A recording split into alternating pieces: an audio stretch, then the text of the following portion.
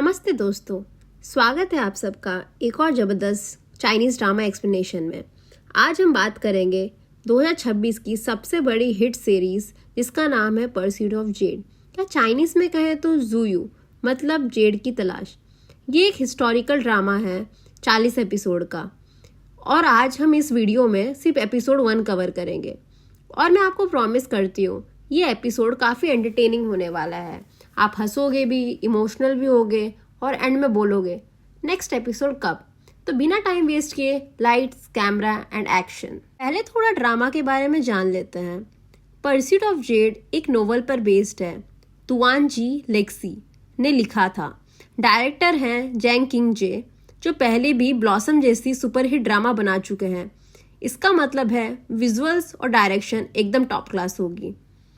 इकी और नेटफ्लिक्स पे अवेलेबल है। ये ड्रामा इतना पॉपुलर हुआ चाइना में कि ट्रेंडिंग चार्ट्स पे छा गया। इस सीरीज में 2 मेन कैरेक्टर्स हैं। फान चांग-यू हमारी हीरोइन, कसाई की बेटी है। बाप मांस का काम करते थे। अभी वो और उसकी छोटी बहन फांग चांगिंग दोनों अकेली हैं दुनिया में। स्ट्रॉन्ग, बोल्ड, सीधी बात करने वाली और थोड़ी सी पागल भी। यही तो उसका चार्म है। और हमारा हीरो है जी चैंग, पहचान वान का मार्किस, एक बड़ी राजसी नोबल फैमिली का वारिस। छुपा हुआ है। क्यों? क्योंकि उसके दुश्मन उसके पीछे हैं। ड्रामा में वो अपने नाम छुपा के यानजिंग बोलता है। अंदर एक 17 साल पुराने राज छुपा हुआ है, खून का बदला।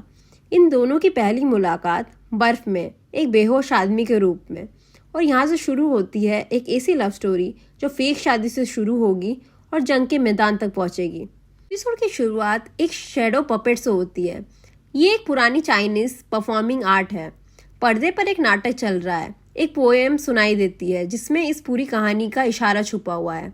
सीन बहुत डेलिबरेटली रखा है। जब आप पूरी सीरीज जानोगे तब आपको समझ आएगा कि ये पोएम का असली मतलब क्या था। ये दरअसल चांग-यू और जी चैंग की पूरी लव स्टोरी की कहानी है।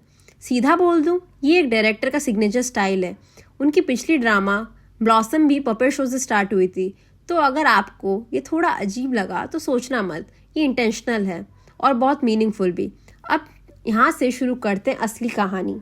हमसे मिलती है फान चांग-यू। पहले ही सीन में ये लड़की हमारा दिल जीत लेती है। वो रोज सुअर काटने से पहले एक प्रेयर करती है, इस जन्म में अच्छा सुअर बन, अगले जन्म में अच्छा इंसान बन।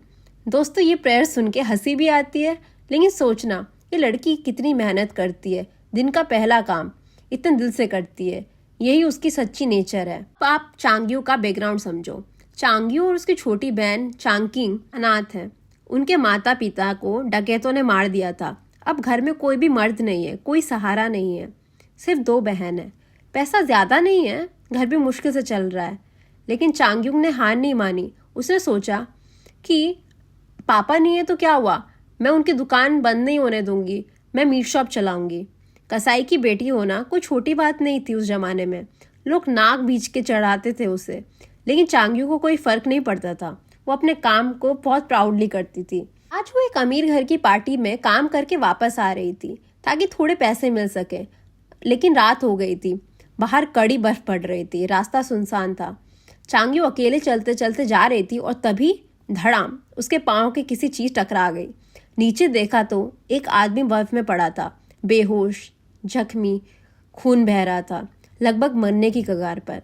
अब दोस्तों सोचते हम सब क्या करते इस सिचुएशन में। रात का वक्त है, अनजान आदमी है, अकेली लड़की है। कॉमन सेंस यही कहता है कि भागो यहाँ से, और चांग-यू ने भी यही सोचा। वो उठने लगी और चलने लगी और अपने आप से बोली, घर जाओ, घर जाओ, घर जाओ। वो ऐसा कर नहीं पाई और सीधा उस आदमी की तरफ दौड़ पड़ी। क्यों?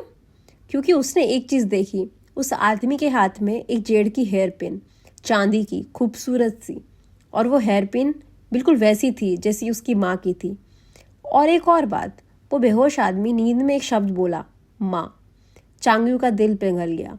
उसे लगा ये उसकी माँ की आत्मा का संकेत है, जैसे माँ कह रही हो, बेटी इसको बचाओ। ये मोमेंट बहुत इमोशनल था। ये लड़की जिसने माँ को खोया और एक आदमी जो बेहोश हालत में भी माँ को याद कर रहा है, दोनों एक दर्द एक दूसरे से जुड़ गए बिना मिले। अब चांग-यू ने क्या किया? उसने उस आदमी को अपनी पीठ पर उठाया, बिल्कुल जैसे वो सुअर उठाती है, और घर ले गई। ये सीन काफी ज्यादा आइकॉनिक है। एक पतली दुबली सी दिखने वाली लड़की हीरो को अपने कंधे पे उठाकर अपने घर ले जाती है। ये बिल्कुल सीधा रिवर्स हीरो की एंट्री हो गई। जब घर पहुंचती है तो वहां पे हम देखते हैं मैडम झाओ को, जो कि चांग्यू की नेबर थी। एंड वो चांग्यू को देखते ही बोलती है, अरे चांग्यू, तो एक कुंवारी लड़की है, एक अनजान मर्द को अपने घर में कैसे लेके जा रही है? लोग क्या कहेंगे? तेरी इज्जत का क्या होगा? चांग्यू ने सोचा बात तो सही है, तो उस आदमी को जाओ जी के घर में ही छोड़ दिया, मिस्टर जाओ उस आदमी का इलाज कर सके। लेकिन दोस्तों, यहाँ एक ट्विस्ट है।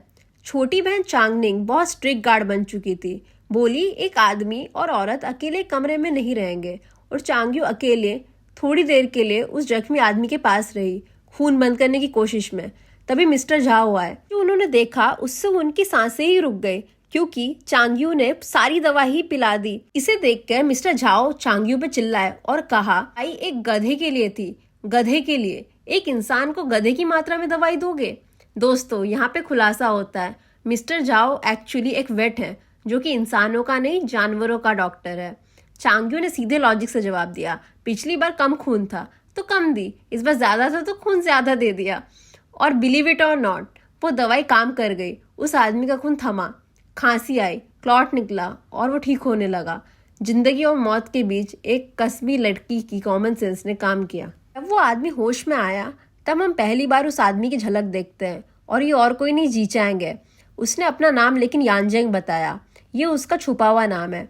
असली नाम जी चैंग मार्किस ऑफ वान, लेकिन वो अभी की पहचान अब नहीं बता रहा, क्योंकि दुश्मन उसको ढूंढ रहे हैं। अब चांग्यू ने जब पहली बार उस आदमी को देखा तो और क्या भाई, वो बस देखती ही रह गई। कमर बिल्कुल सीधी हो गई, पांव जुड़ गए, पोस्चर एकदम परफेक्ट हो गया। खुद से कुछ हुआ, कंट्रोल नहीं रहा।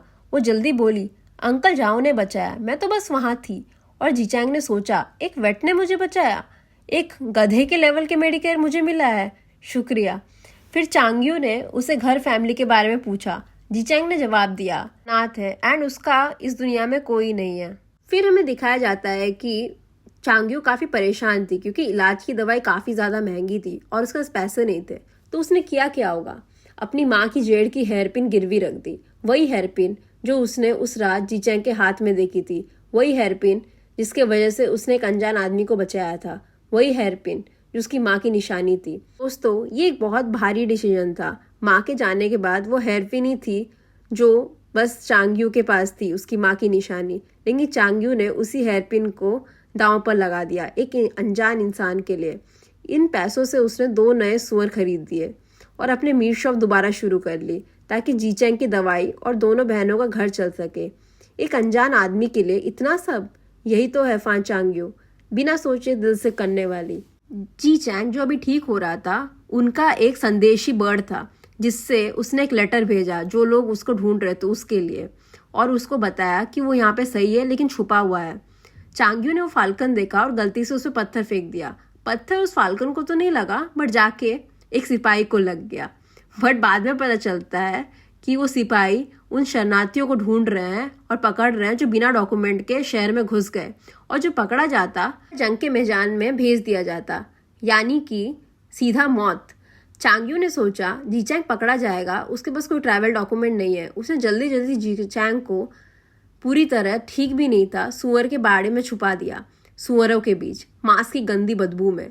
सिपाही आए, नाक पर हाथ रखा, एक बार अंदर झांका, बोले यहाँ कुछ नहीं है, चलते हैं। जीचैंग बच गया, लेकिन एक मार्किस, एक बड़े खानदान का वारिस, सुअर के बाड़े में था, इतनी बदबू में। जिंदगी का सबसे बुरा दिन, या शायद सबसे यादगार दिन। इस सीन में एक इम्पॉर्टेंट चीज और होती है। जीचैंग ने देखा कि चांग्यू ने बिना सोचे उसे बचाया। कोई फायदा नहीं था और कोई वादा नहीं था, बस किया क्योंकि सही था। में चांग्यू के बारे में एक और चीज भी है जो मैंने पहले नहीं बताई, कि दवाई लाने जब चांग्यू बाजार गई थी तो वहां पे उसकी टक्कर हो गई उसके एक्स फियांसे से और उसकी माँ से।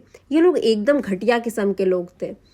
उसका एक्स फियांसी ने पहले चांग्यू से रिश्ता तोड़ा, शायद इसलिए कि वो एक मास्क वाले की बेटी थी और उसके माँ बाप भी नहीं रहे, और बाजार में मिलके काफी ताने मारे। ने उससे कुछ नहीं बोला, बस दवाई ली और चली गई, क्योंकि उसके पास टाइम नहीं था। एक जख्मी इंसान के घर में था, उसकी प्रायोरिटीज क्लियर थी।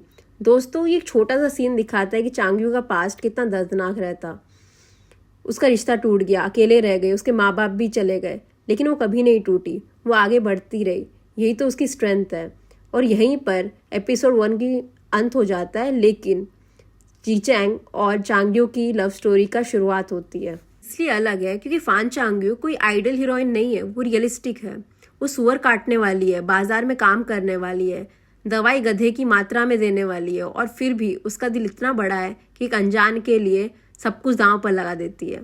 और जी चैंग अभी सिर्फ एक जख्मी स्ट्रेंजर है, लेकिन जो राज उसके अंदर छुपा है, जो 17 साल पुराना खून का बदला, वो आने वाले एपिसोड में धीरे धीरे खुलेगा। और जब खुलेगा तब असली ड्रामा शुरू होगा। एपिसोड 2 की एक्सप्लेनेशन में हम देखेंगे घर पर खतरा, फाइटिंग स्किल्स और एक बहुत ही फनी प्रपोजल सीन सुअर के साथ। तब तक के लिए लाइक करो, सब्सक्राइब करो, बेल आइकन दबाओ ताकि कोई एपिसोड मिस ना हो। मिलते हैं नेक्स्ट एपिसोड में। टेक केयर दोस्तों।